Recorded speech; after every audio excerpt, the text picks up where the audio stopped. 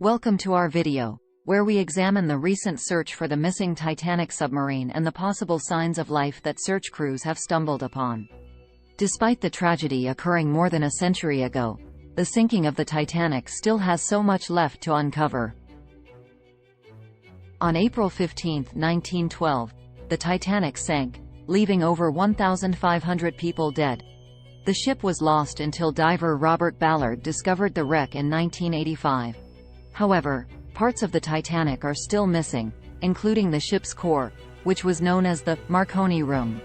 This room held the ship's wireless telegraph equipment that was used to send messages to other ships and had the technology to call for help.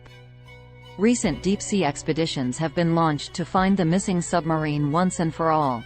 Search crews hear banging noises.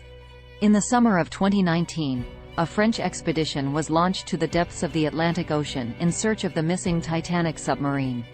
This search team was led by experienced oceanographer Jean-Louis Michel. During their exploration, the team heard loud banging sounds echoing from the dark depths. These sounds were captured on audio and have been closely examined, with the possibility of them being the origin of human sounds. Signs of life? The intense nature of the sound led the team to speculate that it may have been an indication of signs of life.